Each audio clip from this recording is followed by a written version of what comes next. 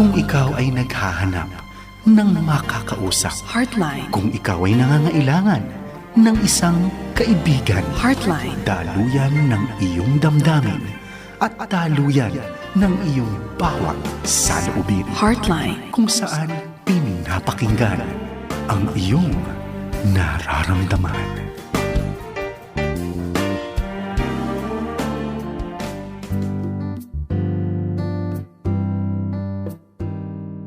A pleasant good evening mga kaagapay. It's Monday evening once again. At pag ikasyam at kalahati ng gabi, tayo ay magkakaagapay at magkakasama minsan pa sa Heartline Monday Edition. Kasama ang mga kaibigan po ninyo mula sa Amara Counseling and Training Center. At kami po ay nasa ikasyam at bumibilang pa na nagkakaloob ng mga psycho-spiritual at balance programming sa magitan po ng ating mga advocacy sa church, sa mga eskwelahan at mga institution. Ano pa pong yung ginagawa po ngayon ay nagpapasalamat kami sapagkat you are choosing to listen to us. Kayo po ay nagda-drive, kayo ay nag-multitask, o kaya naman ay nagpapatulog, mga nocturnal, yung mga hindi masyadong mapalagay sa gabi. At thank you for choosing to be with us. Kayo po na gumagamit ng mga PM radios. Thank you dahil you have no idea how much encouragement ang ibinibigay niyo po sa amin dahil sa panlalangin, pagsuporta at pagkakaloob sa gawain ng Panginoon sa Far East Broadcasting Company Philippines. Minsan pa po, ito po si Pastor Archie. Na-miss ko po kayo last week, but I'm sure si Teacher Marcia at saka si Miss May ay naging kasama po ninyo para bigyan din kayo ng isang makabuluhan na balitaktakan, usapang puso, mental health at counseling. Ang programang Heartline Monday Edition po ay sa loob ng 1.5 oras at napapakinggan tayo no 702 DZAS, FEBC Radio TV, Agapay ng Sambayanan. At tayo rin po mga kaagapay, alam niyo na po ito, napakinggan tayo sa online streaming app ng FEBC.ph at sa ating cellphone app, ito ay FEBC PH Stream.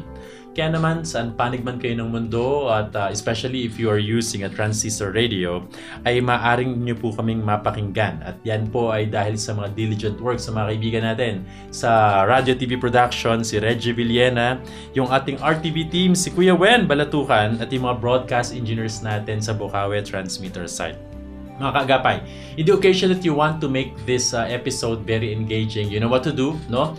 Feel free to send us your questions, feedbacks, reaction at mga saloobin din sa magitan ng ating Facebook fan page. All you need to do is to connect to us sa 702 DZAS-Radio TV. At maaari din po kayo magmensahe sa mga numbers na madalas yun ang napapakinggan. 0916-296-6620 para sa mga Globe users at 0999-223-5671 and 0961-784-9351 para naman sa mga smart users. Mga kapatid, nakikita niyo po, kayo po na na-access tayo sa Facebook Live ngayon. May dalawa akong kasama na sigurado ko first time ninyong makikita, at they're good-looking people, Mm-hmm. At I'm sure it's going to be a very promising night para sa ating lahat, okay? So, without further ado, would you like to say your name? Gusto bang batiin yung mga kaagapay natin nakikinig din ngayon? Anong pangalan ninyo? Tapos ang church kayo at ano yung current na ginagawa ninyo sa church at ministries? Again, let's start with Teacher Jen. Hello po, magandang araw po sa inyong lahat. Ako po si Teacher Chen Santos. So, sa aming pong church, sa Praise Church Manila, ako po ay isang advisor sa Kids Church. So, ako po ang nagtitrain sa mga teachers, sa mga bagong volunteers. Lahat po ng kailangan makipag-interact sa mga bata sa church, kailangan pong mag-train with me. Ayan po. And I'm also a school owner. Ang school po namin ay isang progressive school sa Tondo, Manila. It's called Bright Minds International. So hello sa mga students ko, nursery and junior kinder. I'm sure the parents are all glued to their phones or TV or radio. So, hi! And my family is also listening kasi we grew up in a family na talagang nakikinig sa DZAS. So, hello Mama, Papa, and my sisters, and also my friends, my disciples in life group. So, hi! O pwede yung pangalanan sila. Alam mo, sabi nila, isa sa mga pinaka-masarap pakinggan sa ating mga tenga, yung mga pakinggan mo na binibigas ang tama yung pangalan. So, ano pangalan ni Mama at Papa at mga kapatid mo, teacher? Ayan. So, yung mama ko, Mama Lily Guevara Kawilan, hello. And si Papa Pons, nandyan, naglalala move. And hello sa mga pinsan ko, ang aking mga disciples, si Rocky, si Joyce, si Amy, si Marjo, si Sharina. Hi sa inyo. And you are my inspiration in coming here. And to all my previous students, sa Adamson, sa UERM, sa Mapua, and of course, yung mga minamahal kong mga students sa Bright Minds. My daughter is also listening. Her name is Jelly Ace. She's 11. Jelly Ace? Yeah, she's 11. Okay. My 5-year-old boy is Cloud. Hi, Cloud. And then my minamahal na mother-in-law, she's Mami Joy, hello po, at aking mga in-laws, Kuya Jeff, Pastor JR, Grace, hello! Siguro proud na Ang proud dami. silang No, that's fine. Actually, may second half tayo na batiin yung mga mga nakununood, nakikinig din sa atin. Kasi hindi lagi may ganitong pagkakataon. Kaya mga kaagapay, if you can just feel me, masaya yung puso ko na magkaroon ng isang very opportune and special time to be with these people na sa tingin ko at paniniwala ko ay maraming makabuluhan na ibabahagi sa mga tagapakinig natin. Thank you.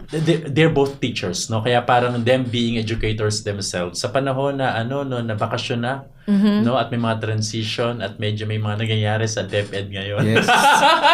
No? So we're in, okay po ay magulang, nag-aaral, may pinapaaral o nag-i-scholar.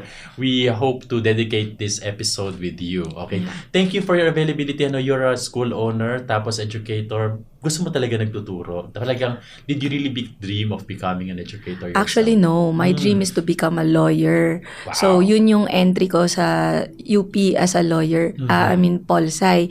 But my parents really wanted me to be a nurse. Wow. Nandun ako sa era na ang lahat ay nagna-nursing. Okay. But then, the part of nursing education na I really appreciated and siguro nag-excel is yung when I needed to educate parents and children. Nabe-break yung heart ko talaga eh. Masyado akong nagiging overwhelmed and emotional na sometimes it affects how I provide care. But yung favorite part ko sa nursing is really yung educating. So I became a nursing educator. Yun yung first stint ko sa education as an instructor. Yun. And then na-discover ko, love ko talaga. I always go back. Wherever I go back to teaching. Yun. Pero ang first na experience ko teaching talaga, nagbigay talaga sa akin ng opportunity sa church. Sa church. That's where I discovered na I'm enjoying this. Na parang it makes me smile to be given an opportunity to teach. Ayun. At Dun kasalukuyan, siya. teacher, ikaw ay advisor ng Kids Church Ministry. Yeah. Tama ba? Sa kanyang profile, mga kaagapay, napaka-impressive nito at here is a young, I'd say young, promising educator and shape and nag-develop at nag-shape ng mga kaisipan at mga behavior ng mga estudyante natin na magiging leaders ng ating community. At siya ay din ay isang Philippine and US registered nurse nga pala. May master's degree in nursing at tinatapos yung kanyang master's sa family life and child development sa UP Diliman. At sabi mo rin kanina off-air, meron kang karanasan sa DZUP when you were you're a student, no? Galing. So here is a season. At is your experience, no? Kaya kapit lang mga kagapit. Kayo po mga bagong tune in, hello po sa inyo. Just on time. Para po sa isang makabuluhan na episode kasama po ang mga kaibigan niyo mula sa Amara Counseling and Training Center at si Teacher Chen. At now, isa po natin kasama ngayon guest din. Hindi na bago sa akin, no? Si Teacher Mark. So, Teacher, it's your time to say hi sa mga kagapay natin at batiin yung mga nakasubaybay at ngayon nakatutok sa kanilang mga cellphone at radyo. Hi po, ako po si Mac Coniconde, Teacher Mac. Nagtuturo po ako sa public high school po sa Manila. At sa church naman po, ang ginagawa ko ay nag-head po ako ng creative ministry. So kami pinaghahawak ng programs, hosting, and mga theater po. At sa outreach naman po namin, ako po yung nag-head ng music ministry and currently nag-lead po ako ng praise and worship. So, I really love visual and performing arts po. Yun talaga yung heart ko. And of course, as a teacher, I love being a teacher kasi nakakapag-encourage ako ng mga students, lead, no? Nakakapaglabas ng galing at husay nila. So, yun po yung masaya sa pagiging teacher. And gamitin ko na rin po itong time na to greet my family, si Papa Marshall, Papa Mersing, at saka ang mama ko, si Mama Jennifer.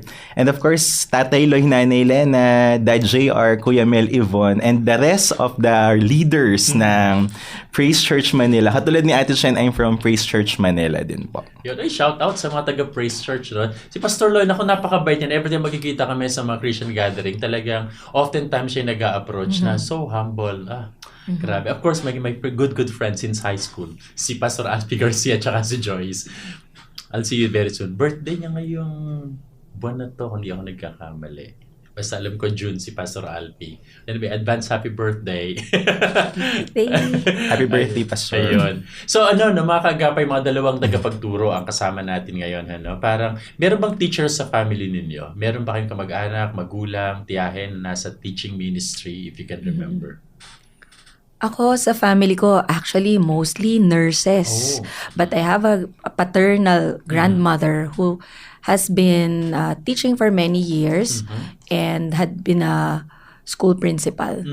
Siya. I see. And I have an aunt na preschool teacher. Siya for a very long time, up to now, preschool teacher siya. So yun. Ikaw, Mac? Sa amin naman po, mostly ganun din eh. Sa side ng papa ko, mga nasa medical field. Okay. Pero sa side ng mama, halos lahat ng tita ko teachers. Pero hindi ko yun pinlano, Pastor. I mean, hindi ko siya nakita na magiging teacher ako. Bakit naman? Ang gusto ko talaga before maging reporter. Talaga? Now, Ito na.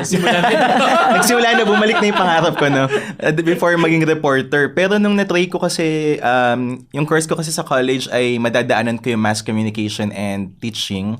Nung dumaan po ako sa teaching, ang sarap pala magturo. Na-enjoy ko yung pagtuturo. So, hindi ko na pinursue yung sa mass communication.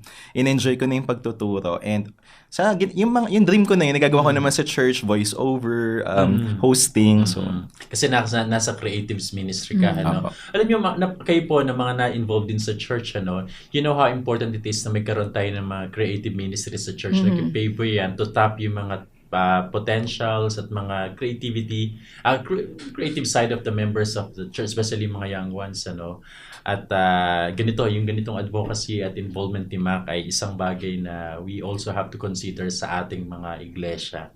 At minsan pa mga kaagapay, in the occasion that you feel like getting in touch with us sa gabi pong ito, feel free to leave a message po sa Facebook fan page ng DZAS. Hanapin nyo lang po 702 DZAS-Radio TV.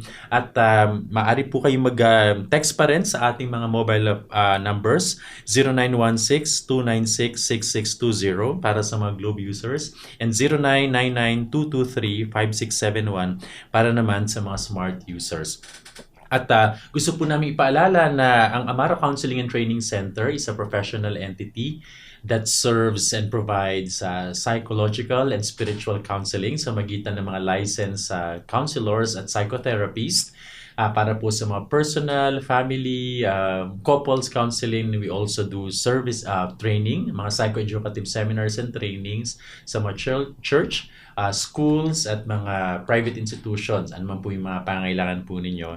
And this is also to announce that we have been doing this Payong OFW sa mga kababayan natin who are abroad. Because alam mo, teacher tsaka Mac, meron tayong mga listeners abroad. Halimbawa, dahil nga because of the advancement of technology, na-access tayo sa Facebook Live. Kaya shout out sa mga kaibigan natin dyan. Hello. Specifically sa Italy, sa Rome, sa Milan, tsaka sa Florence, Italy. Ayan, so shout out sa aking girlfriend. Wow, biglang sinaygoy pala. hello po. Hello po. So hello kay Ruth Aisel Sullivan watching right now at sa kanyang family, si Tita Melba, si Tito Ricky, and the whole family, si Kate, at blessings to your family, kay Pastora Shirley, at maging kay Pastor Albert, mga head pastors ng Assemblies of God o ADME Florence, Italy. Maging kay Pastora Joel, kay Pastora Tess Carbunco sa Arezzo, Italy, one of the most beautiful places in town sa Italy, Arezzo, Italy. At of course, si Tita Lucy, and si Erica, si Rick, at si Mapot Mayuga at si Cindy Ana Bautista. Hello po sa inyo lahat. Kenyak nga pala kay Sandy no Estrella. Hello sa inyo lahat at blessings to you. I can't wait to see you all April, Lord willing, kung hindi mababalik si Lord. Lagi ko sinasabi yun hindi mababalik si Lord. We should never assume. Never assume. Ay, ganda din sinabi nyo kanina, bawa maraming nurses sa family ninyo and you wanted to become a lawyer. Tapos parang, tapos ikaw naman, merong mga kamag-anak, sa counseling kasi, sa career counseling, may mga tinatawag na transferable skills. Na merong kasanayan sa nursing, sa lawyering, tapos na gamitable. Sa pagtuturo at talagang basta intact siya sa giftings ng Panginoon sa inyo. Kayo mga teachers, whether you own a school, yung counseling ministry o yung pagbibigay ng payo, pakikinig, very inherent yan sa inyong profession, tama ba? So, would you like to say about that sa inyong karanasan, halimbawa sa inyong pagkakaalaala? Yeah. Kasi ako, initially when I started the school, I thought yung clients ko talaga are the students. So, yung forte ko is in curriculum development and implementation. So, but hindi mo kasi maaalis na may mga, let's say, unproductive behaviors, yung tawag namin, sa mga bata sa loob ng classroom. So, these are preschool students. They are immature pagdating pa sa social and emotional development. So, that means you would see tantrums every day and ganyan. Merong mga hurting, merong mga ganon, may mga biting, may mga ganon. So, what do we do? Kasi, we know that yung behavior ng bata is a reflection, it's a mirror of what is happening in the family. So, in order to address, we don't want to eliminate the behavior, but we want to understand the behavior. We call in the parents because we want to understand. And in the process of discussing the behavior, discussing yung position namin when we are discussing this with the parent, hindi blaming. No, na why is your child like this? Bakit siya ganito? Anong ginawa nyo? Kundi we would really like to understand where the behavior is coming from. And also understand yung perspective ng magulang in terms of how they feel, if this is also happening at home, how they feel about it, and ganyan. So, in a way, talagang merong counseling na mangyayari. And I'm really, natututo ako, actually, in the process, and also as a parent. And I can sympathize with the parents, dun sa mga struggles nila. Kasi, most of the time, yung what happens in the classroom also happens at home and elsewhere, in the mall, in the church. So, natutuwa din ng mga parents that they have someone, they have a safe space to talk about their children na no one will judge them. I think nandito tayo sa panahon na they're looking for people na nakikinig pero hindi magja-judge.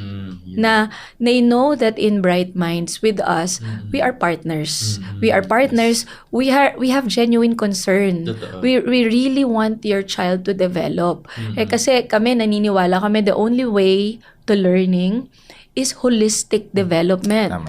You cannot just promote and support the cognitive side, the right side of the brain, without really addressing the needs of the left side of the brain. So, dapat whole brain yung dinidevelop natin. So, in doing that, kailangan hindi po pwede lang talagang teachers na meron lang kaming 3 hours with the students. Talagang kailangan i-empower namin kasi ang tinitignan naman natin, hindi lang yung academic performance nila, kundi the holistic, the development of the whole child.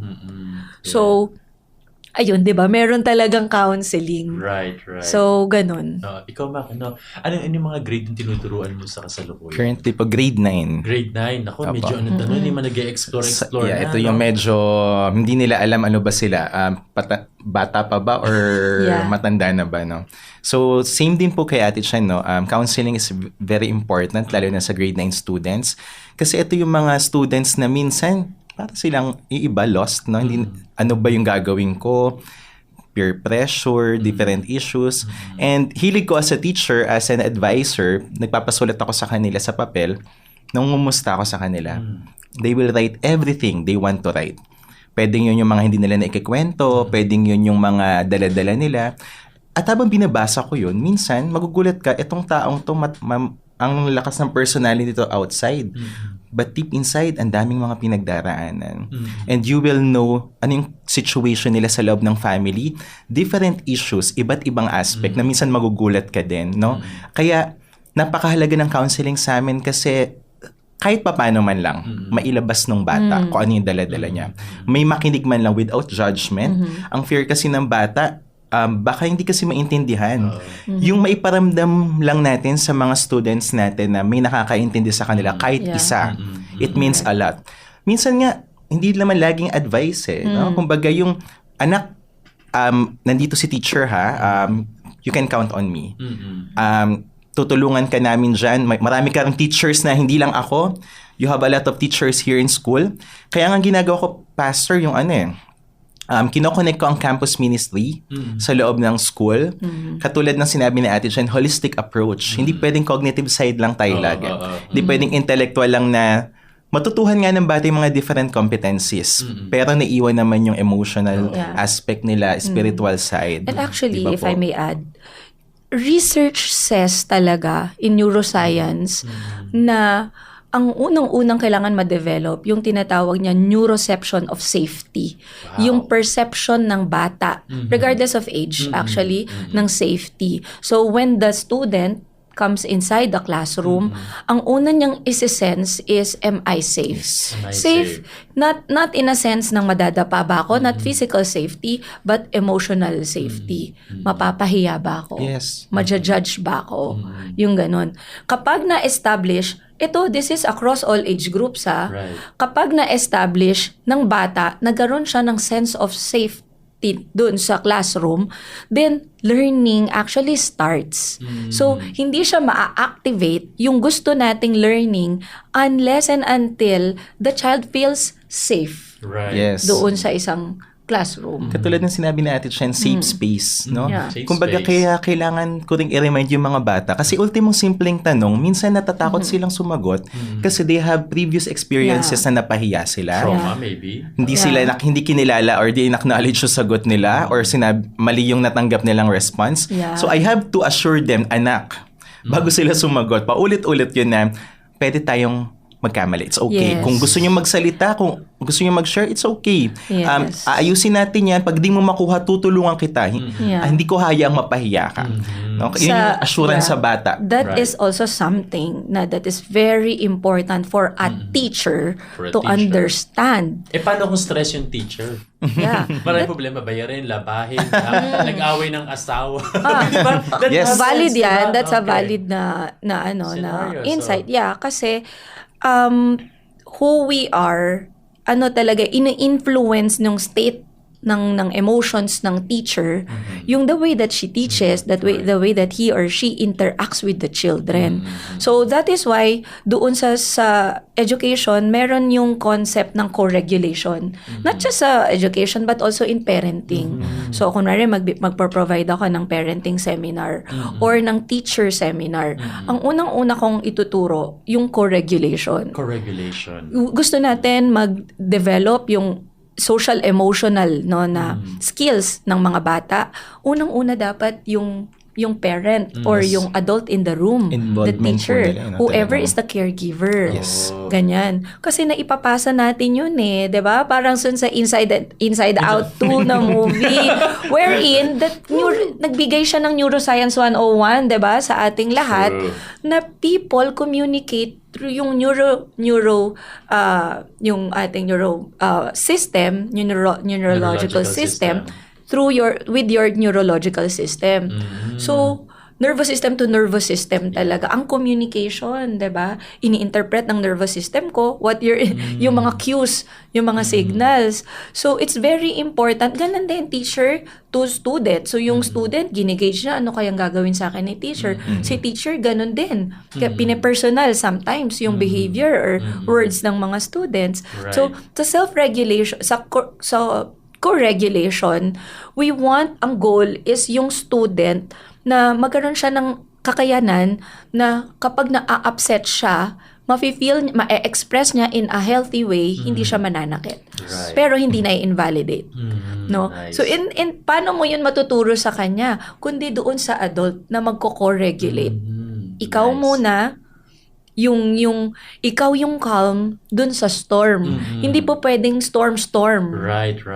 So this is the second time that napakinggan po natin mga kaagapay yung salitang co-regulation. Kasi in the previous episodes natin, yung regulation, it's not just about maneuvering or controlling. Yes. Na parang, di ba kasi uso Yes. yun, kadalasan bukod Oo. bibig natin sa magulang, sa mga teachers, kailangan kontrolin yung mga nagpapasaway, yung nagwawala mga bata. So co-regulation, ito yung pagkilala sa isang medyo kalmadong presensya Yeah. ng isang adult na magmo-model, na magbibigay ng mga samples at maging mga intersubjectivity o sa neurology, na my brain is connecting with yours, empathizing with you, feeling with you, seeing you. Napaka-important yan. Mak, may binanggit ka kanina. Thank you, teacher. That's very, very informative.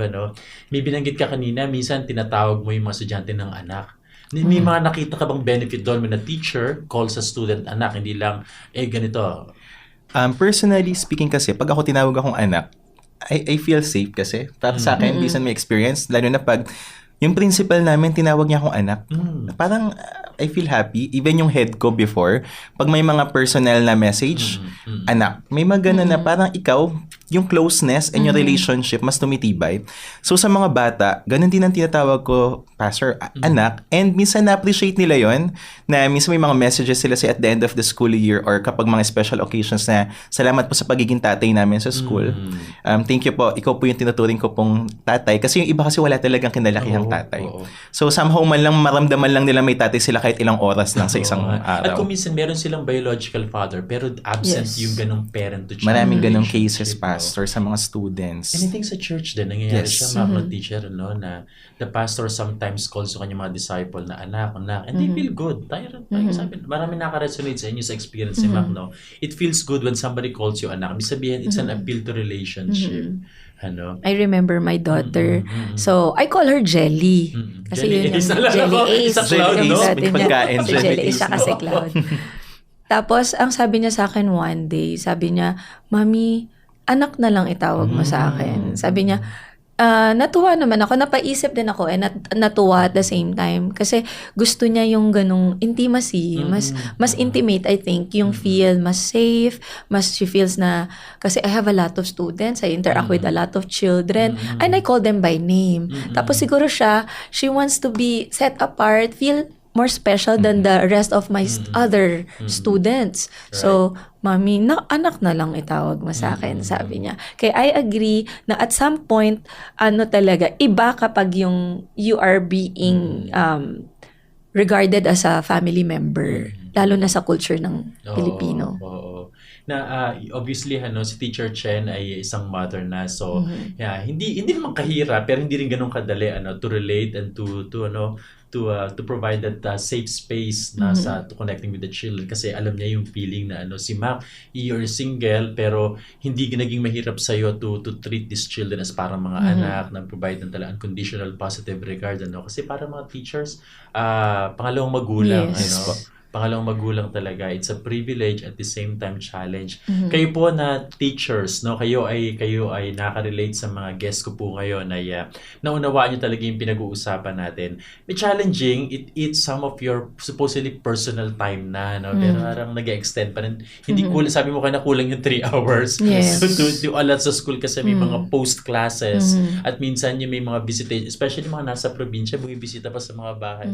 And minsan, pastor, to add lang po, minsan mas matatandaan pa ng bata paano mo siya pinaramdam sa kanya yung love more than sa lesson. Tinuro. Year up, lumipas yung ilang taon. No, tatatak sa tao talaga more than sa lesson. Matatandaan nila paano sila minahal ng mga teachers nila. Kung naalala ko, binato ko ng eraser ng grade 3 ako. Diba? Yun ang, Yes. yun ang natandaan Yes natin, po. diba? Oo. Anyways, nakatuwa lang. Kayo ba, naalala niyo pa yung teacher niyo ng grade 1? Yes. Yes. Grade 2, grade 3. Yes. Hanggang Hanggang grade Kung sino 10. sa mga teacher yung nagbebenta ng pagkain. Yes. Peanut butter si Mrs. Marbles. Ako yung pinagpapalaman niya. O, di ba? Pero na-develop yung skills, math skills ko kasi ako nagsusukli. Gano'n. Ay, wow. So, salamat sa teacher na yan. Very important. Sakto. May unang tanong natin ngayong gabing ito. No? Ay, thank you po sa inyong pagtutok, ha.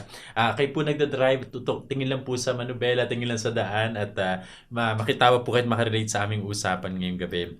Sabi ng ating listener, magandang gabi po, Heartline. Nanay po ako ng 2 estudyante na ngayon ay pareho ng nakabakasyon. Naiinggit po kasi ako sa ibang mga bata na nabibigyan ng mga magandang karanasan para masaya yung kanilang mga anak habang walang pasok. Gaya ng outing, basketball at swimming lessons, etc. Kaso po, minimum lang po ang sinusweldo ng asawa ko at ako naman ay hindi naman kaya magawa ng paraan maisama sa budget. Ano po ba maisasuggest ninyo na maaari naming gawin? Mahal na mahal ko ang mga anak ko, 9 years old and 7 years old na po sila. Salamat po. Ang ganda ng tanong niya.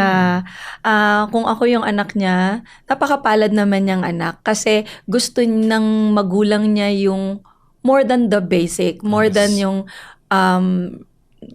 needs. Gusto niya maging happy din and productive yung mga anak niya no ng bakasyon. So, alam niyo po, marami po pong pwede talagang gawin. Maganda po yan, yung may swimming class and ganyan. Hinahangad ko din yan sa aking mga anak. Pero, ang masasabi ko lang po, ang isang bagay na natutunan ko sa child development, una sa lahat, let the children get bored. Hayaan natin. Wow, bago yan, hayaan natin na maging bored ang bata. You know why? Kasi ang boredom ay isang breeding place for imagination and creativity. Let them learning. Yes, let them get bored. Hayaan mong wala. Pagkatapos, sila na yung magkukusa dahil sobrang bored na nila, magkukusa na silang hanapin, yung sipit, pwedeng gawing robot. Yung pwedeng imaginein na gawing airport. O yung ganito. Kumot, pwedeng gawing tent or whatever. Doon mo din makikita talaga kailangan lang meron tayong tolerance. Yung nangyayari kasi sa panahon natin ngayon, according to to mga scientific studies, nag-attend ako ng scientific forum on reading ng Reading Association of the Philippines nung kailan lang, no. At ito, number 1 ang ranking ng Singapore, di po ba? Sa buong mundo sa pagdating sa science, math and reading, and recently pati na sa creative thinking, pinakyaw na ng Singapore. So I really made sure na nung Singapore na education ministry head, yung nag-speak talagang I made it a point na mag-listen. At yung sabi niya, ang problem ng generation ngayon, yung profile nila is shortened ang attention span. Yeah. Attention span, no? Yung kanilang focus, maiksing-maiksi. Yung kanilang concentration to do any task at all, maiksi. Yung kanilang creativity, dahil din doon, magkakaugnayan, maiksi. Yung ganyan. And the way to lengthen that is to just give them open-ended materials. What do you mean by open-ended materials? Kapag binigyan mo sila ng, let's say, ng manika, for example, isa lang ang way ng paggamit sa kanya, which is pag-pretend play ng paglalaro ng manika, na ba, ng house, ganyan. Pero pag binigyan mo siya ng Lego, ng wooden yung blocks, 'di ba? There could be X number of ways to play with it. Right. 'Di ba? Yun ay open-ended. So pag enroll ko siya sa swimming class, isang skill, it's very important survival skill yung swimming, but it's one skill, no? But kung kunwari mag-declutter kami ng bahay, ginawa namin ito. Nag-declutter kami. Pagkatapos sinet up namin doon sa labas ng bahay namin. Yung aming 5 years old at saka 11 years old, nagtinda sila. So what do they get out of it? So kunwari yung 5 years old, natuto siyang na-practice yung kanyang writing skills. Mommy, I want to write na this phrase na Clouds Toys for sale. So sabi ko, sound it out. It's an opportunity to teach phonics.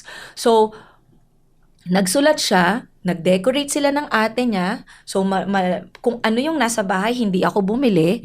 So, ni-reuse lang nila yung mga nagamit na dati sa project na illustration board, whatever. Lumabas yung creativity. Wala kaming tali. tinanggal nila yung tali doon sa kung saan, naglagay sila ng tali. Pagkatapos yung mga nag-isahang niyang naglinis no, ng mga old toys, clothes, nagbenta, natuto siya ng math kasi eto anak yung tsura ng 5 pesos, ng 10 pesos, ng 1 peso. This is lahat na 5 pesos to para madali, 'di ba ganyan. So si ate ganun din, no? So magtulong sila and then for them it's fun. It's play. You know what? Buong week wala kaming TV, wala kaming screen time. Oh. At walang gastos. Walang gastos. At in fact, That's very nag-gain important. pa kami. Oo. Ang unang advantage nun for us, for my husband and me, ay na-declutter yung aming na-declutter yung aming bahay. Pangalawa, nag-learn pa sila how to earn an income. Yun. So, go straight. Gustong-gusto nila yung madadagdagan yung piggy bank, yung coin bank nila. So, that is just one example. You could actually spend like, maybe bumili ka ng ano yung pwede nilang ibenta. And actually, that's just one example. But another is this. Give them opportunity to volunteer sa community, to volunteer sa church. Marami silang matututunan, marami silang makikilala, and madedevelop yung mga skills nila. Gaya nung, ito yung panahon, yung school break kasi, di ba, Pastor, panahon ng camp. Oo nga. Summer camp. DVBS kami, DVBS. So, syempre kailangan kung ano yung gusto. It's very important sa learning. Yung hahanapin natin ano yung interest ng bata. So, is it sa basketball? So, may liga. So, pagkatiwalaan natin yung anak natin, 7 and 9, pagkatiwalaan na natin siya, of course, with supervision pa sa ganong edad.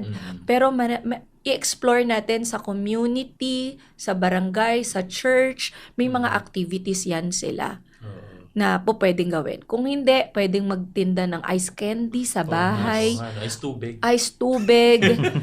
Maraming po pwedeng gawin. Sa community, naisip ko yung mga tupad. Alam mo na Tupad. Tupad for kids. Thank you. Ang ganda ng mga kagapay, parang nag-stick sa isip natin. Boredom isn't necessarily bad. It's a breeding place for creativity. Habang nagsasalita si teacher kanina, naalala ko yung anong bata kasi, kung mga halamanan din, mga ipit ng sampayan, tapos talaga tubig, talaga kumot nga, naging Superman, dumulundag na pipilay, tapos mga patpat, sa paligid, hinahampas yung mga gumamela, yung mga santan, yun nga, napapaluin ako sa hapon. Gagawa na yung kwintas na, santan, aratelis, gagawing luto-lutoan. Kasi nasunog na pala yung mga Baka ikaw naman, ano masasabi mo dito? You're into creative arts din, at anyway, sige. First muna, gusto ko i-acknowledge, ang ganda ng boredom, no? Ngayon ko lang din na-realize, Pastor, minsan din naman pag naboboard tayo as adults, di ba? Ang dami rin natin pinagagawang kung ano-ano. Pwede ba yun sa adult? Pwede. Kaya kung... to be bored. Pwede. Kasi pag naboboard ako, ano-ano mga pinagagagawa ko rin, Pastor. And dumaki ako na, halos hindi ako lumalabas ng bahay, hindi ako pinalalabas kasi. Wow. Yun. Ang puti. Kaya hindi binibilad sa hindi kinukuto. Kaya nakakalabas ng kaya lumaki ako na parang ang tingin nila lagi sa akin may pulbo sa likod. Yes. May panapin. Nakakalabas lang ako, bira lang yung Pastor. Tagang bilang. Naalala ko pag mag-isa ako sa bahay, may mga laruan ako, mga tau-tauhan, nakagawa na ako ng storya. Mga kung ano-anong mga stories. Tapos pag natapos na yung story, end na ng season. May bago na namang season. So I think doon na-train yung mga pagsusulat ko ng story sa church. Mga pag gumagawa ko, may mga toys ako. Lumabas yung creativity. Naalala ko din, minsan magpaplano ako, magko-concert ako. Meron akong major concert. Wow. Major concert. Yung mga ganon. Yung mga, Thank you, Araneta. I think yung fantasies ko talaga nung bata. Talagang na train yung mga creativity. So, sa tingin ko, malaking bagay kay parent, na maging creative din. Kasi, as parent, ako lang naman yun, pwede akong mag-plan na mag-i-activity ng mga anak ko for that week. Like for this day, it's a music day. We will study a song or dance or kung ano man na pwedeng i-look forward ng mga bata. You will make it exciting, sounds exciting sa mga bata na meron silang aabangan. Parang DBBS pero sa bahay. And kung may gawain din naman sa church like DBBS, then involve them. Bring them to church. And know their interest, no? Yes. Kung alam na natin na yung anak natin, for example, mahilig sa music, at kaya din naman natin yon, and then band na tayo sa music. So I think papasok dun yung minsan yung simplicity ng bata, na minsan ang bata masaya pala sa kanila yung may time sa kanila yung parents nila. Na yung That's spending true. time with them at 7 years old, 9 years old, it means a lot to them. Pwede Yes. kasing sa parents, kasi syempre, di ba pag parents, you want the best for your children.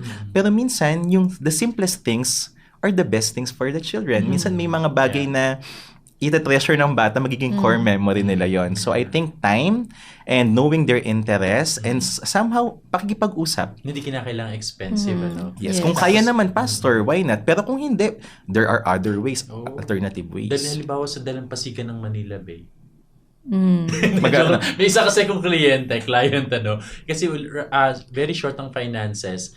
Of course, hindi lang kayo magpunta ng theme park malapit sa alam mo na, yung theme park dyan malapit sa CCP, ano, hindi nila afford. Sabi ko, mga little things that the child can be brought sa bagong places, may mga umiilaw, gano'n, makapag-bike ng konti sa mga, iniisip ko nga kasi minsan, pag dalhin sa probinsya, kung kaya ng budget, sa probinsya, mura lang naman, may mga tanim-tanim, kaya parang, bagong environment, tapos, without you knowing it, pasokan na ulit. So, maganda, bring them to, expose them to a new environment para may bagong nakikita at karanasan. Yun, isang konsepto rin yun sa child development, yung tinatawag na novelty. Novelty. Oo, 'di ba? Yung pag merong something na bago. No, kahit nga luma kapag itinago mo yung laruan ng matagal at ipinalik mo yun sa kanila, nag-aagawan yung mga bata. Kaya pala. Oo.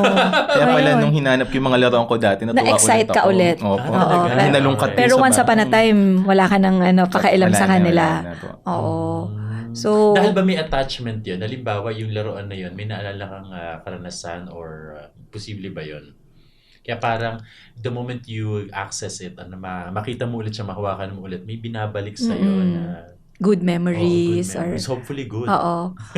Hopefully good. Hopefully good. And at saka yung interest mo in the first place, why you like that toy, why you played with that toy before. Yung ganun. So, sa mga bata kasi, they don't care naman how much the toy is Yeah. At saka yung hindi sa kanila tingin yun. Sometimes nga basta bago lang. Number 1. Number 2, nandun sa hilig nila. Kunwari mga sasakyan.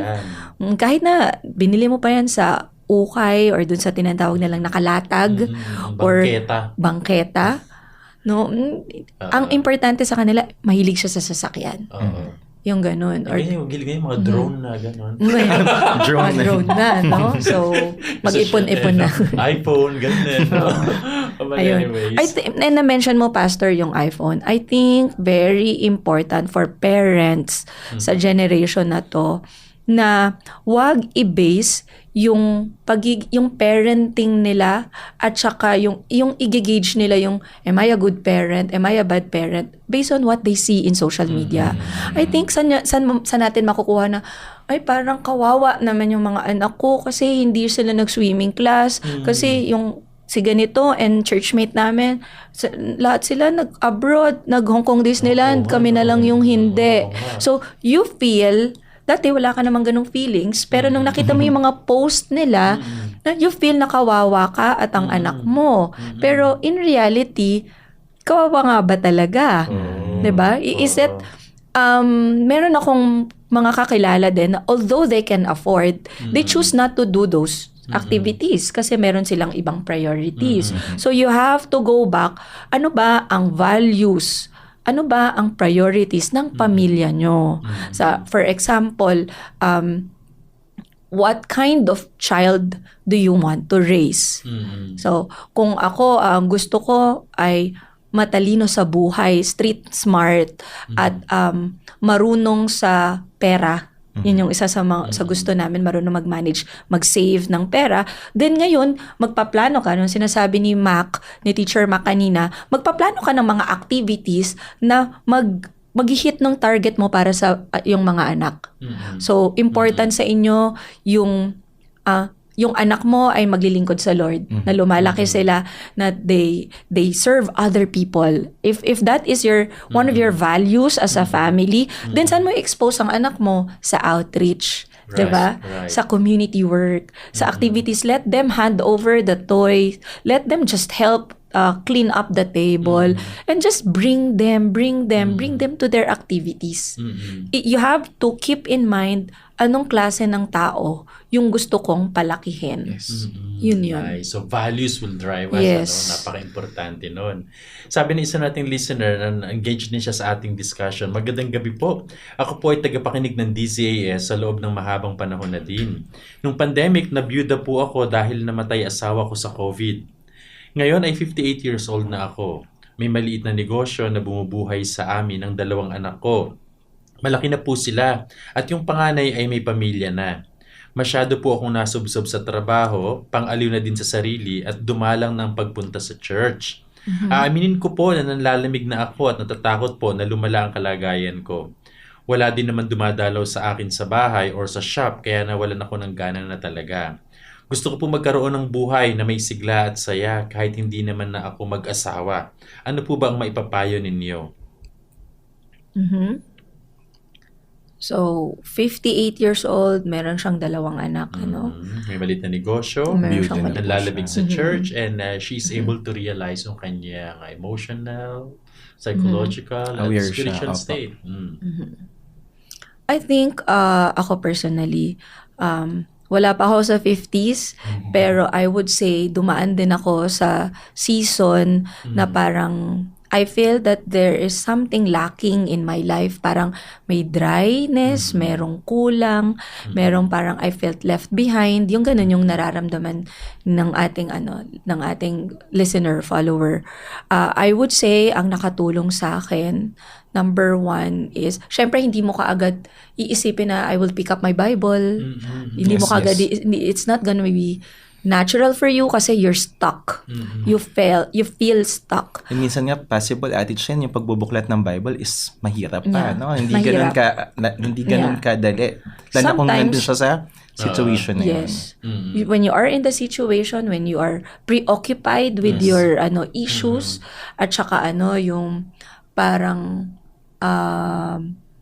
ayun nga, you feel na stuck. Yan. So, ako, ang nakatulong sa akin, actually, a friend reached out to me. Pagkatapos, siya yung naka-notice ng, it's a video call, pero na-notice niya na there is something different about the way I talk, the way I breathe. Pati yun, na-notice niya yung friend ko from the US, my best friend. Pagkatapos sabi niya, kasi that time, sa masters ko, parang feeling ko walang movement. Pandemic ito, pastor. Pagkatapos na-notice niya yon, and then sa kanya, siya yung nag-prompt sa akin na parang, wait lang, to pause, kasi parang routine na lang sa akin lahat. I have to take care of my children, I have to work, and then ganyan, and then sleep. Wala na akong emotions, wala na akong passion. Yung parang, I'm stuck nga na sa ganung period. So, parang una, na-notice niya yon.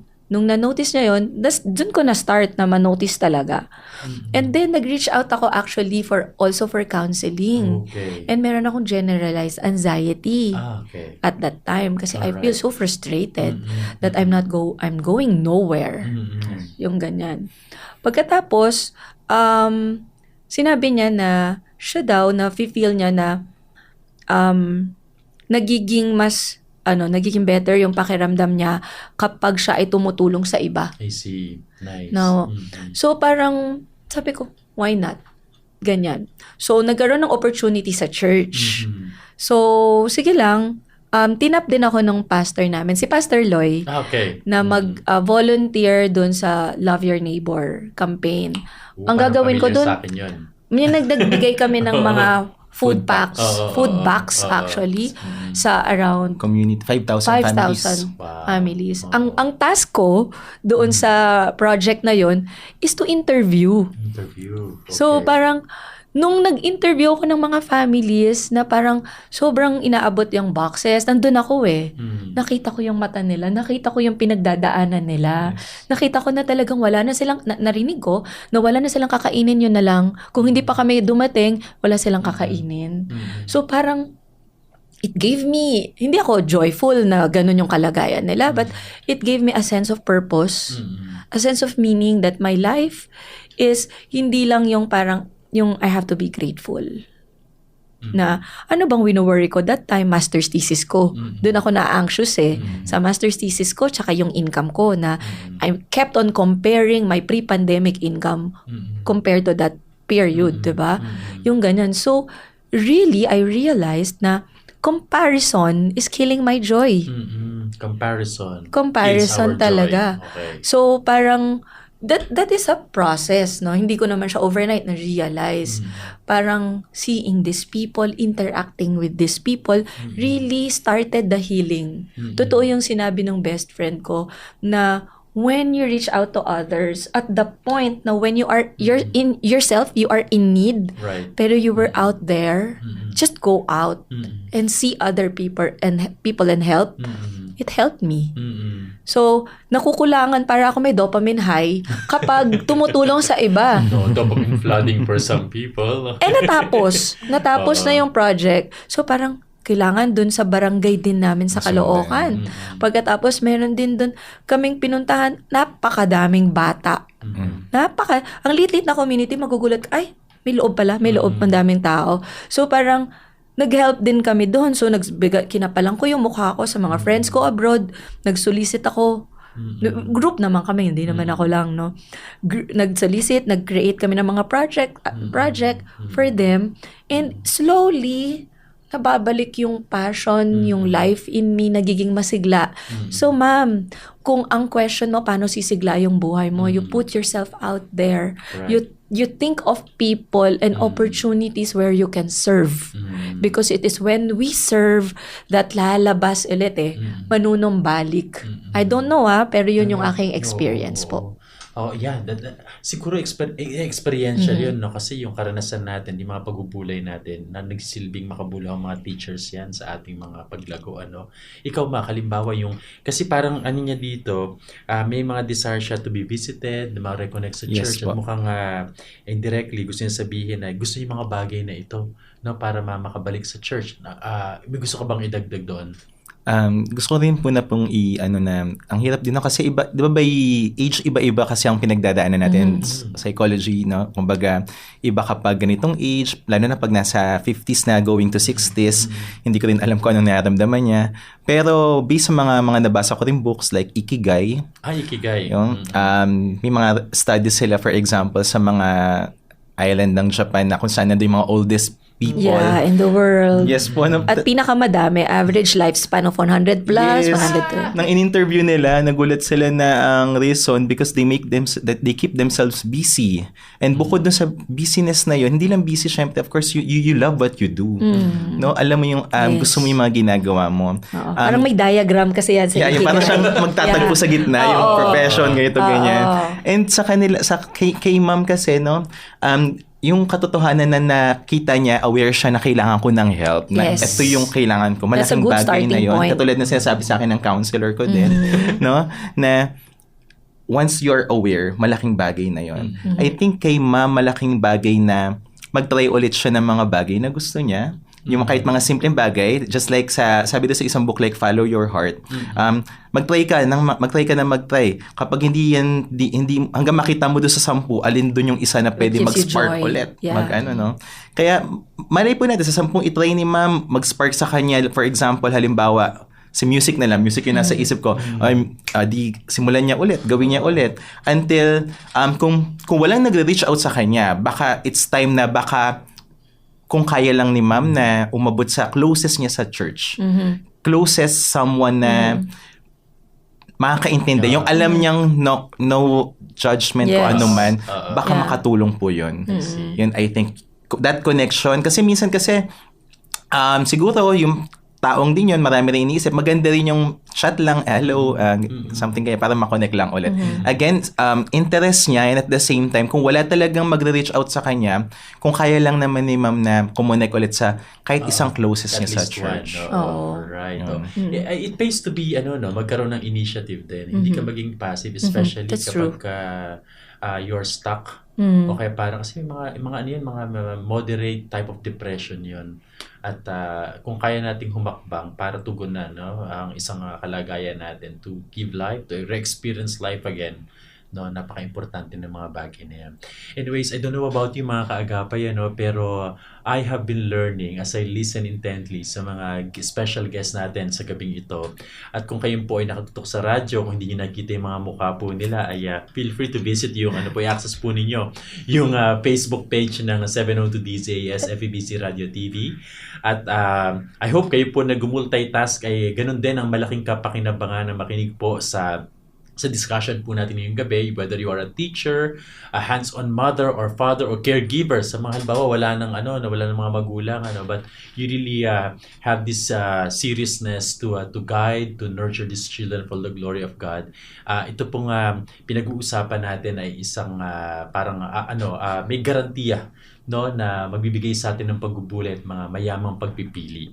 Mga kaagapay, mga kaibigan, ang pansamantala po natin puputulan ng programang ito para bigyang daan ng ilang mga paalala, ilang anunsyo mula sa ating istasyon. Kaya naman ang programang Heartline Monday Edition kasama mga kaibigan niyo sa Amara Counseling and Training Center ay magbabalik pagkalipas lamang ng ilang paalala. Heartline. Kapag tinawag ka ng pagmamahal, sumagot ka agad. Panatag, marangal. Naririto ako at handang maglingkod. Sundin mo ang sariling puso't kalooban, hindi ang bulong, bighani at tukso ng mga wikang banyaga sa iyo. Matitiis mo ba ang patalim ng balakyot? Magtitiis pa ba sa gisik ng maiksing kumot? Mahihimbing ka bang alipin ng takot? Ang pag-ibig mo ay walang kapantay, kundi ang pag-ibig din ng minamahal. Huwag mo siyang bayaang maghintay. Gumising ka, manindigan. Bawat patak ng luha niya'y isang dagat. Bawat ngiti ng tagumpay niya'y watawat. Kapag tinawag ka ng pagmamahal, sumagot ka agad. Matatag marangal. Walang bakit. Sana maglingkod. Ito ay hango mula sa tulang Mamamayan ni Rio Alma. Paalalang hatid ng inyong 702 DZAS FEBC Radio TV, agapay ng sambayanan. Ito ang 702 DZAS. 702 DZAS. Agapay ng sambayanan. Kasapi sa KBP, kapisanan ng mga broadcaster ng Pilipinas. Heartline. Kung saan pinapakinggan ang iyong nararamdaman. At nagbabalik nga po ang programang Heartline Monday Edition. Kasama pa rin ang mga kaibigan ninyo mula sa Amara Counseling and Training Center, si Pastor Archie de la Cruz, on behalf of our resident and licensed counselors mula po sa center. But for tonight, we have special guests, si Teacher Chen at si Teacher Mac, mga educators po sila. At yung first half po ng ating episode ngayon ay hopefully naging makabuluhan at very helpful sa atin mga nagmamagulang, nagtuturo, gumagabay sa mga bata po na kasalukuyan ngayon nagbabakasyon. Maliban lang kung nagsa-summer classes yung iba, But nevertheless, we really hope to have a meaningful, God-honoring, tsaka productive time na ginugugol natin sa ating mga mahal sa buhay. At least yung discussion natin kanina sa isang holistic at balanced perspective on how do we help them navigate ang isang very good time to have a break with our loved ones, connecting with them, and finding ways how to be creative sa mga panahon na kesa matenga at mag-gadgets ay kung anong ginagawa at di kinakailangan maggastos ay yun po naging usapan natin kanina. Mac, Teacher Chen, thank you again for joining us today. Thank you. At alam ko na meron tayong mga listeners na ngayon na nakikinig sa atin at baka ina-expect nila na baka batiin mo kami. Sige, baka hindi kayo nabati kanina na nakikinig din ngayon. Ay now is your time para mag-shoutout sa kanila at invite them to keep listening to us for the next half of this episode. Nakalimutan kong batiin si Mama Grace, Mama Grace, ang aking mentor sa music. Hi, And Mama my Grace. sister-in-law. Talaga? Connected. Connected. Hello, Mama Grace. Hi, Grace. Si mga closest, mga best friends ko, Arvin, Veric, Hi, Architect. Kuya Jeff. Kuya Jeff, also my brother-in-law. Magkaka-connect lang po lahat. Ate Tep. Hi, SJ. Ano mo yun? Ninang ng anak ko. Yun. Ganun ang church family, di ba? And ang MLQ pala, gusto ko lang din batiin pala sa workplace ko po, si Ma'am Insigne, principal namin. Ang OIC ko, si Ma'am Haramel. And former head ko si Ma'am Fermin and the rest of the Filipino department, MLQ High School. Yun, MLQ, high So, school. And baka may gusto ka pang idagdag. Ako naman po, nakalimutan ko, syempre, ang mga partners ko sa Bright Minds International Preschool. Syempre, si Teacher Lovely. Happy birthday, Teacher Lovely. At saka si Teacher Sha and Teacher Eds. Hello. And nakalimutan ko yung aking mga close friends sa DTI. I also worked as a research specialist sa DTI. Hello po, Edie Nelly, Ma'am Fe, and my closest friends, si Anna, Gary, and JM. Hello, SJ also. Hi! Ate Tep pa Si din. Ate Tep. May connected talaga. dots pa rin kami dun. I see. Oy, happy birthday sa pamain ko na si Luan Tiongco. Today is his birthday, June 24. At yung isa sa mga besties ko sa Asian Theological Seminary, si Pastor Symphony Don Alambat. Happy birthday, brother! Magkikita tayo very, very soon. At least before this month ends. Kita ko lang Tatay Jojo. At maging sa dentist ko, si Dr. Sarina Astor Santos. At magkaka-birthday sila sa araw na ito. At shoutout sa aking mentor sa counseling, si Professor Christina ko.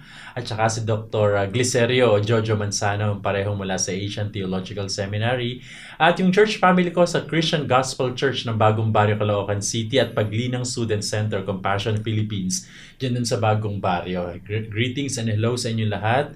At mga kasamahan ko sa Amara, of course, si Teacher Marcia Bicomong, si Ate Rachel de la Cruz, si Dr. Alain Dizon, tsaka si Kuya Eugene Villanueva, tsaka si Ate May Gomez.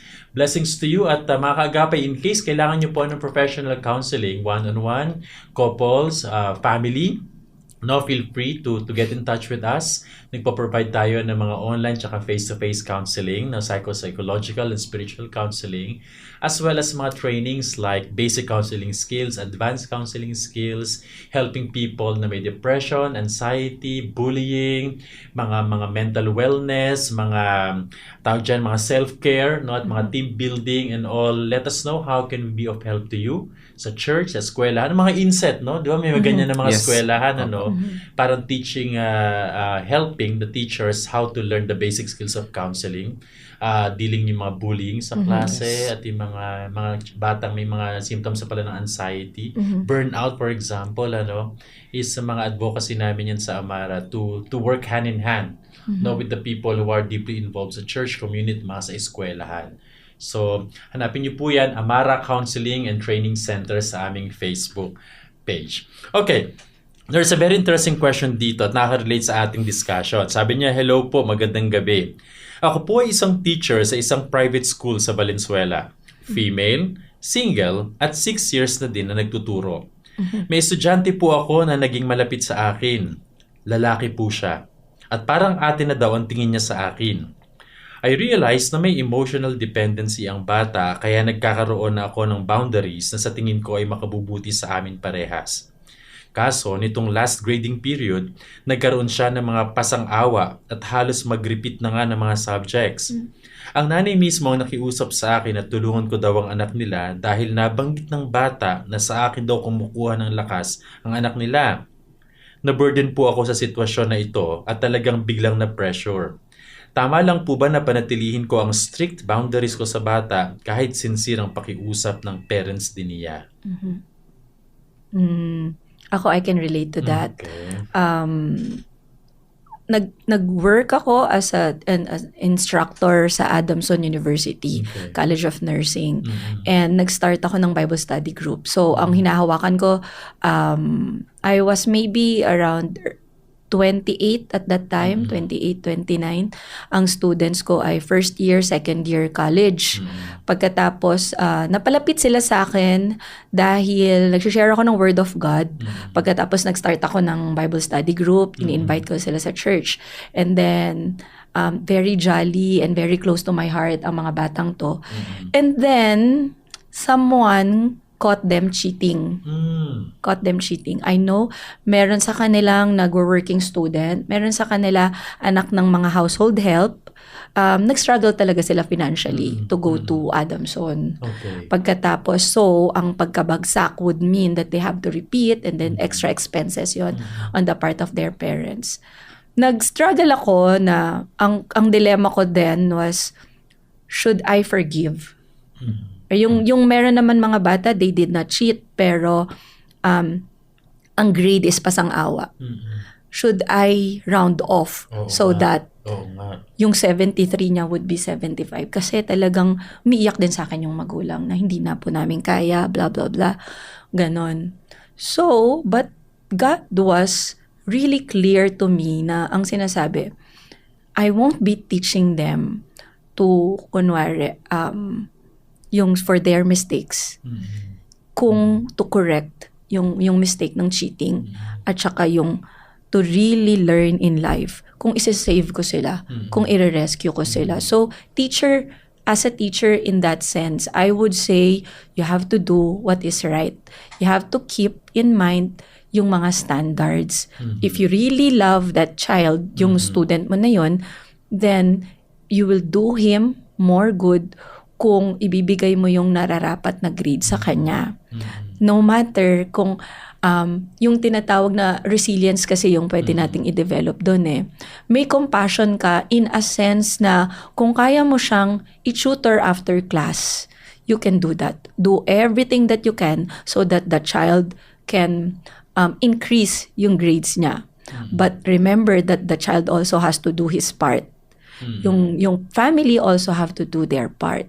Kung ito ay consequence ng probably kahit gaano siya kabait, kung minsan kasi nasa habits ng bata merong pagkukulang, there is something na needed to be corrected. At kapag sinave mo siya, kapag emotion yung nanaig, no, yes, we have to be compassionate. Maaawa tayo, but to a certain point. No? Kasi would you want that kid na pupunta, for example, let's say grade 6, na hindi siya prepared for grade 6 material? So, lalo lang siyang ma-overwhelm. Ang gagawin ko, kung ako yung nasa kalagayan mo, I will give him extra time for tutoring. Tuturuan ko siya or magpo-point ako towards do that. But I need to see that he's also doing his part. Yung ganon. Then, at the end of the day, whatever grade, kung whatever score, I'm not going to alter. I'm not going to round off. And then, he has to learn what he has to learn. Kung magre-repeat siya, but that will give him a strong lesson in life. Feeling ko kasi ngayon may mga hindi ko alam kung yung Barando Pentepet na huwag basta-basta magbabagsak. No, especially yung tawag niya doon. Parang mass promotion. Yeah, pero ang inaano doon ay parang ang lagi nare-remind lang po sa amin lagi, always do your best na matulungan yung bata. Okay. Kasi laging kumbaga mahirap din sa part ng teachers na paano kapag itong bata naman na talaga to ay hindi ginawa yung part niya. And kapag ito ba, for example, pinasa ko nang wala siyang ginawa, hindi ba nagdadagdag ako ng mga batang ay pwedeng ulitin lang din yung ganong routine? It's true. Mas maiintindihan mo pa yung batang nag-effort kahit hindi ganun kataas yung kanya. But may effort, he's giving his best, no? Kaysa yung sa batang wala. So, lagi lang nila kaming nare-remind na do your best na bigyan ng intervention ng bata, enrichment, mag-guide ang bata para ready sila sa next grade level na pupuntahan nila. No? Sometimes may mga pagkakataon na even that is not enough. Yes. Kasi pastor, nag-talk ako dun sa school nila. Kinausap ako ng teachers kasi merong mga bata, grade 9 na pastor, hindi pa rin makabasa. So, what do you expect them? How do you expect them to learn more complex science concepts like physics, chemistry? Ay, naku, parang hindi ko gusto yan. Kung yung terminology pa lang, bibigkasin mo pa lang, medyo na, diba? Kung yung mga 3-letter words, hindi pa nila mabasa. But yung question din, paano siya nakapunta ng grade 6, ng grade 7, ng grade 8, ng grade 9? Kung out of pure na sasabihin mo, ipapamsyak mo siya kasi kawawa naman siya para naman may maitulong sa magulang, balang araw, whatever. Nade-deprive mo siya na matutunan talaga yung skill, yung foundational skills. Ako kasi, di bale na sigurong malate siya ng 1 year, so be it. 1 year, 2 years, pero na-solid yung foundations niya. At least man lang sa reading, basic numeracy and literacy. And minsan din, Ate Chen, minsan, katulad nga na comprehension, minsan hindi lang sa English subject, even Filipino. I'm a Yes. Filipino teacher po kasi. Mhm. So, minsan, Filipino ang gamit na language. Akala natin, magigets agad Yeah. ng bata. Easy lang, ano? Yes, pero may mga batang, even ang comprehension sa Filipino ay hindi pa ganun kaayos. So, I believe, kung for example, ako, ang kinikater naming student, for example, ay, since public school ito, marami sa kanila, ang mother tongue naman talaga ay Filipino. Kailangan naming patibayin, patatagin yung Filipino nila as mother tongue. I believe by doing that, mas maaaral nila yung English kapag maayos din yung first language nila. Kasi True. minsan, pinipilit agad natin sa kanila na dapat ganito ka sa ganitong language. Paano pag yung mother tongue niya hindi niya rin master? So, wala Scientific tayong yan. i-expect na... And that is it is scientific na you can use your language 1, yung L1 Yes. mo to support yung reading comprehension mo sa L2, which is yung second language mo. You can support that Kasi bagsak tayo ang Pilipinas, 'di ba? Pagdating sa reading comprehension. At yung reading comprehension, Ang quality ng education natin medyo maraming problems. Sasabihin na nating maraming problems. Ngayon nga, may nabasa ako sa Inquirer, may panibagong test, which is yung creative thinking. Nandito na naman tayo, 64th out of 64 countries pagdating sa creative thinking. Kasi ano ba yung mga priorities? Ano ba kaya yung mga nangyayari? Pero wag natin masyado rin mag-point ng finger sa teachers at saka sa school. So let's ask ourselves what's happening at home. Yes. And- Yun naman kasi ang kasama. Yes. Doon nag-start ang learning. Yes. Sa home, di ba po? And ang isi-segue ko dyan para doon sa teacher na yan, I think teacher, ang priority mo is to strengthen the parents. Empower the parent. Makipag-partner ka, wag directly lang doon sa student. Una nga, nung binabasa ni Pastor, nung kinukwento niya yung concern mo, ang naiisip ko pa, medyo child protection issue Diba? Kasi Medyo... may dependency nga. Yeah, may Kaya- dependency, merong emotional intimacy, pero kailangan you want the child to be independent, you want the child to be close to you enough so you can influence him but not enough so that maging dependent siya sa iyo, no? Pero ang kung ako rin yung nasa kalagayan mo, ang mas makikipag-partner talaga ako sa magulang. What you i-empower mo, i-understand mo ano yung meron sila sa bahay in terms of mga materials, in terms of activities, resources, and routine na po pwedeng ma-modify so that magkaroon ng better study habits kung yun yung problema. Sometimes problema, time management. Sometimes talagang walang print-rich environment at home. Kulang lang ng mga babasahin. Sometimes you just need to understand more what is happening at home. Hindi kasi natin mailalayo yung family life, yung family dynamics doon sa education ng bata. So work more with the parents, let them take an active role then in their child's education. Ganda, nako. Again, I think ito ay isang senaryo na maraming nakaka-relate sa atin, at sa panahon that we want to encourage and motivate our children mag-progress talaga, pero maraming issues. I think sinabi mo na hindi naman tayo talaga isolated case.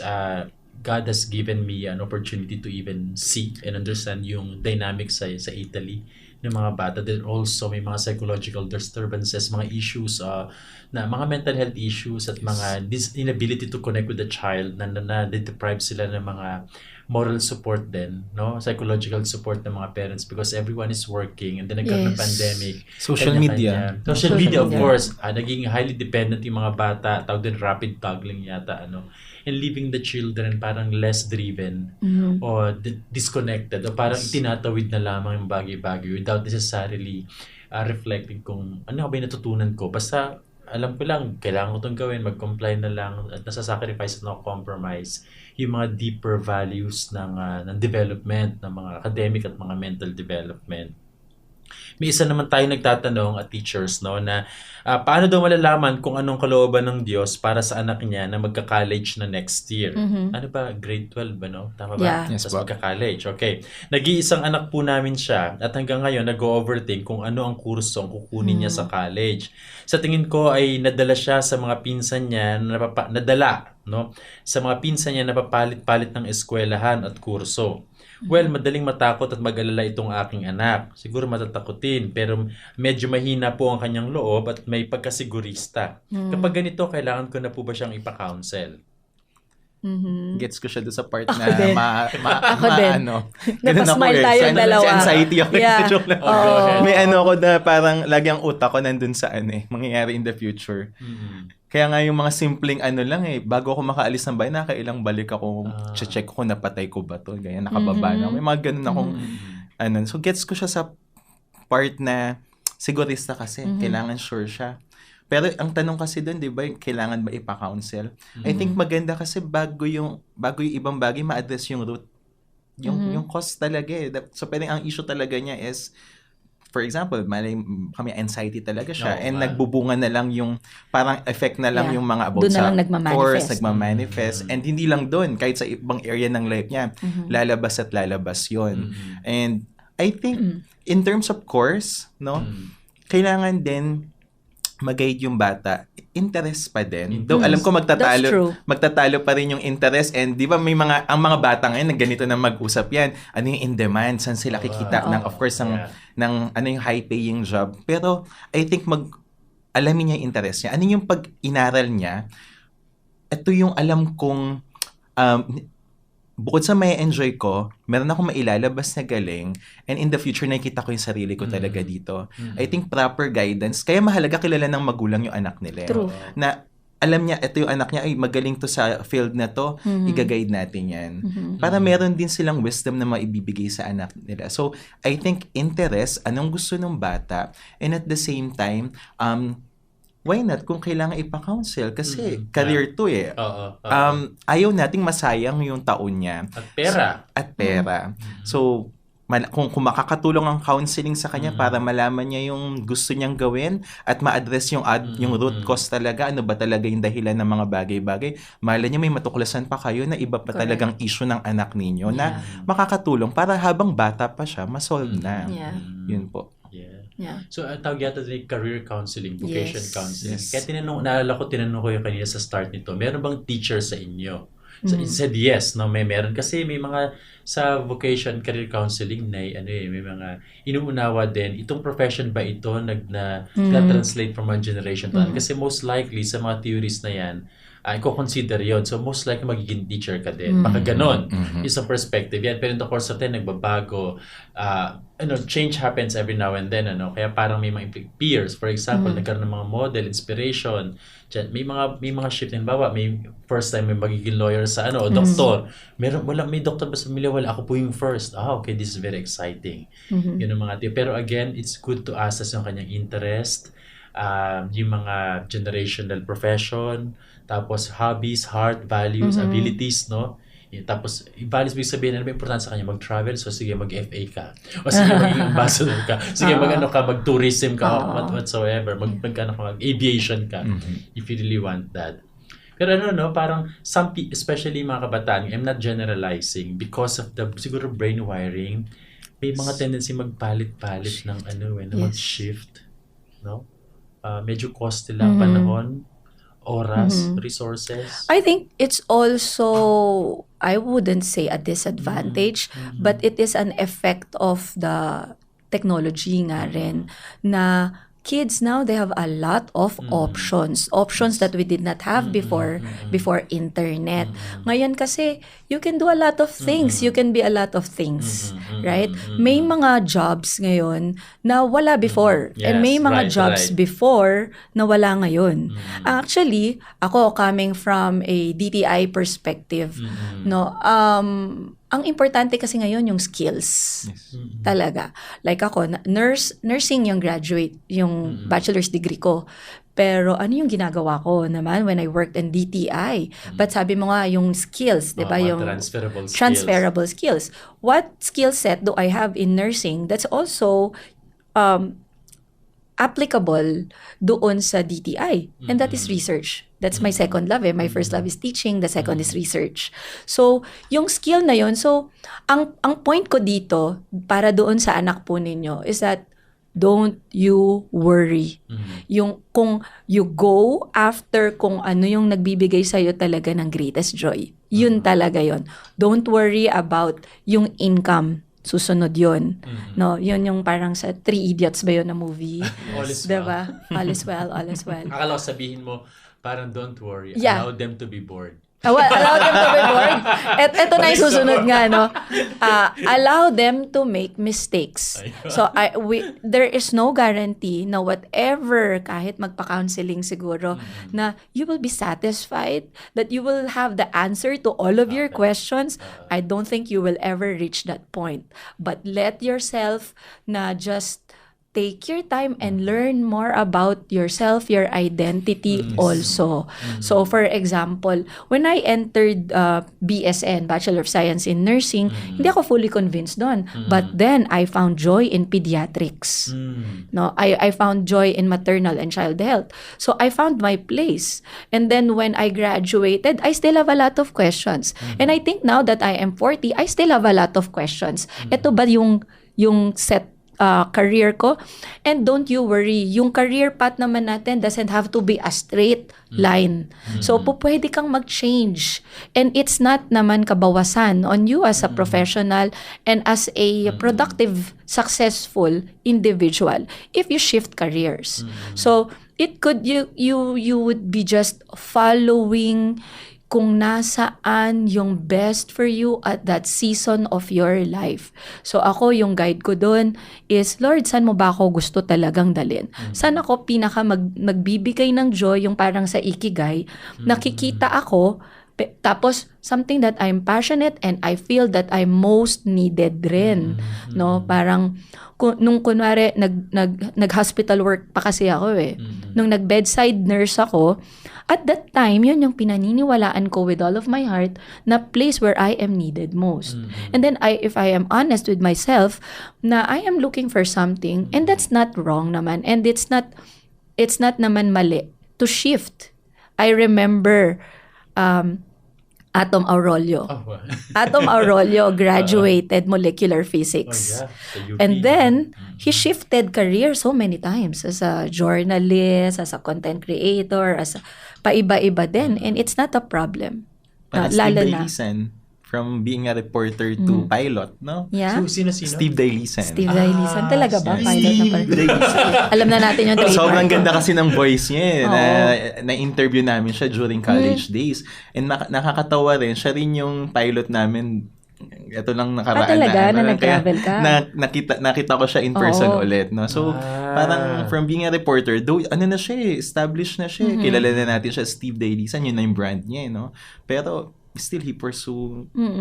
So natutuwa ako dun sa verse doon sa I think dun sa sino nga yung husband ni Rica Peraleo, sorry. Pastor Joe Bonifacio. Si Pastor Joe. Sa kanya ko yun talaga nabasa at napakinggan din na si God when 'di ba yung sa Psalm na when he gives us light and direction, it's just for the next step. Yung when he gives us light, it's not for the whole future. Now you will be like this. No, he will not show you the entire way, but just enough light so that you can see your next step. So parang para to dun sa anak mo, tignan mo lang kung ano yung pinapagawa sa iyo ng Diyos dun sa season na to. Dun sa next right step. You cannot predict. There's no way that you can predict the next 1,000 steps. Yung ganyan.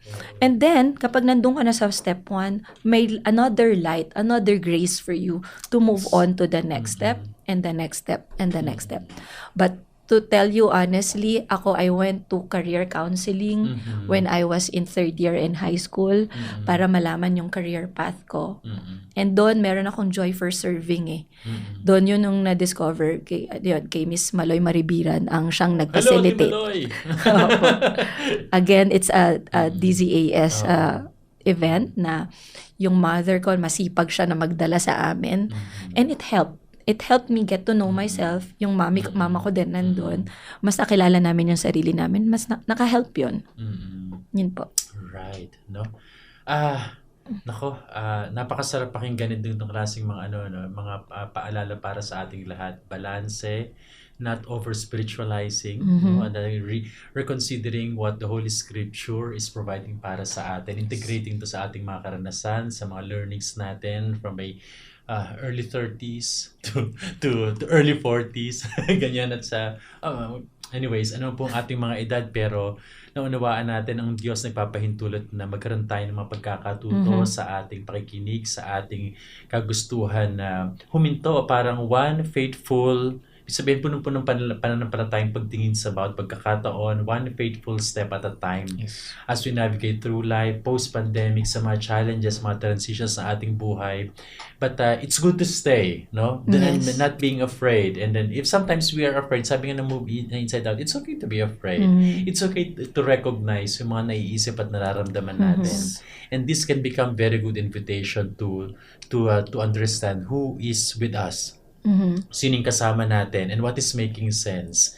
Sabi kayo na ni Makay, awareness helps him a lot, no? Sa pag-iisip, pagpoproseso, sa pagtulong, sa pagtuturo, sa pakikiramay, pakikidamdam, na pakikiagapay sa mga tao, sa mga estudyante, mahal natin sa buhay that may be going through something. Hindi man siguro kasi naranasan natin, pero staying, journeying, committing them to the Lord, and inviting God to be with us. Ito yung kaibahan natin bilang mga Kristiyanong teachers, mga broadcasters, mga counselors.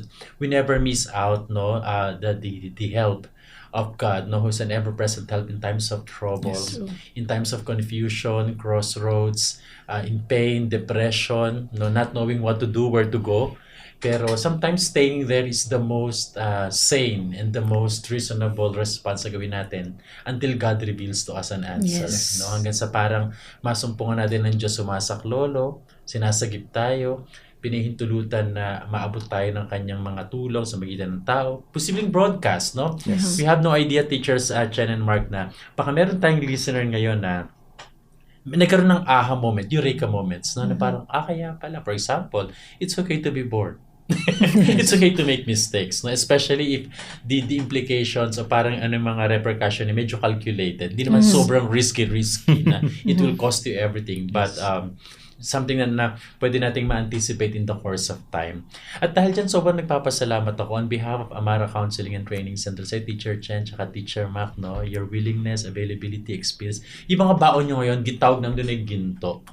No? Na, hello kay Pastor Mandrick Pascual. Mandrick Tan, no? Hi, P-Mans. P-Mans. So, lagi sa kanya ko sinapakinggan yung salitang ginto at mga kapastor natin sa Horizon. At thank you nga pala kahapon sa opportunity, no, June 20 makapag-speak at minister sa Heritage Christian Fellowship, isang Chinese church diyan sa Maypaco, Manila. Salamat po sa inyong pagtitiwala ulit, ma-invite ulit makabalik po diyan. At sa isang Valenzuela Ministerial Association on Saturday, June 29, para po sa isang lecture, psycho-educative lecture sa mga kapastoran at mga leaders ng mga pastor dito sa Valenzuela. Magkita-kita po tayo dyan sa tapat po ng One Mall yan ngayong darating na Sabado. Anyways, baka may gusto kayong batiin na parang i-final thoughts very very quickly sa mga listeners, mga kagapay natin sa episode na ito. Meron lang. Ako po gusto ko lang batiin, baka makalimutan ko yung best friend ko. Hi Lena and Lala. Si Lena po yung wife ni Pastor Loy. Best friend mo siya? Yes. Classmate ko siya since first year high school. Talo kami. Ako second year high school, si Alfie. Ayun. So, hello, Pastor. Hi. Thank Hi, you for Lena and tuning and Lala. listening. And my mentor, Nay MJ. Hello. Ay, yung mga kapatid ko, Livy and Pao. Congrats din kay Pao kasi siya. May honor siya, alam ko, sa UP Fine Arts siya. So, magaling talaga itong mag-paint. As in, and yung kapatid ko, yun, si Livy, super galing nito sa mga online business. So, proud ako sa mga kapatid ko. And of course, sa Enoch Network ng Praise Church Manila, hello po. Ay, hello, grabe. Hindi kayo nang gifted. Kayo na gifted. Puro creative arts. O anyways. So again, maraming salamat sa inyo mga kaibigan ko. Thank you, Pastor, also for inviting us. Thank you so much Ulitin natin ito, ha. Yes. Mag-like po kayo pag gusto nyo ulitin. Gusto nyo ulitin po natin yung episode na ito. But mga kaagapay, samahan nyo po kami teachers yan tsaka ni Mac sa isang maiksing panalangin bilang pagpapasalamat sa Panginoon sa pagkakasama-sama natin sa gabing ito. Panalangin po tayo. Ama naming Diyos na sumaaming kalagitnaan, samantalang episode at broadcast po na ito ay naihatid sa magitan po ng radyo at telebisyon at YouTube. Salamat po sapagkat alam namin na ikaw ang Diyos sa pinanggagalingan ng lahat ng mabuting bagay, kagaya po ng karunungan at paggabay sa aming mga buhay, sa aming mga pakikibaka sa mga hamon ng aming kapanahunan. Thank you, Lord, that you are our God who is very compassionate, ang Diyos na nagmamalasakit, humihipo, nagpapagaling, at ngayon po ay sinasampalatayanan namin para po sa mga kaagapay, sa mga tagapakinig po namin at nanonood na may kanya-kanya mga issue, bigatin, kaguluhan, mga pait at mga pagluluksa. Dalangin ko po ang patuloy niyong pagsama sa kanila at pagiging malapit upang ang kapahingahan, kapayapaan, kagalakan ni Kristo Jesus ay patuloy po nilang maranasan. Father, I pray that you will continue to find pleasure in the way how we live our lives mindfully in lieu with your provision para po sa amin na mabuhay sa katuwiran sa kabanalan hanggang sa kami niyo pong muling pagbabalik. Muli po, ibinabalik po namin sa inyong pinakamataas papuri at pagpapasalamat sa pangalan ni Kristo Jesus. Amen. Amen. Thank you, Lord. And amen. Amen. Minsan pa mga kagapay, maraming salamat po sa pagsama sa amin sa loob ng 1.5 oras hanggang sa muli po at magkita-kita po ulit tayo next Monday. Ganun pa rin pong time slot natin mula 9:30 ng gabi hanggang alas 11 ng gabi po mula po sa inyong mga talapihitan 702 DZAS at maging sa ating Facebook fan page. At ang inyo nga pong napakinggan ng programang Heartline Monday Edition kasama ang mga kaibigan at mga host mula sa Amara Counseling and Training Center dito sa 702 DZAS FEBC Radio TV Agapay ng Sambayanan dito mismo sa Ortigas Center, Pasig City. At kami nga po ay mga miyembro ng kapisanan ng mga broadcaster ng Pilipinas. Muli po maraming salamat. Let us enjoy the rest of the evening. Goodbye and God bless you! Heartline, kung saan pinapakinggan ang iyong nararamdaman.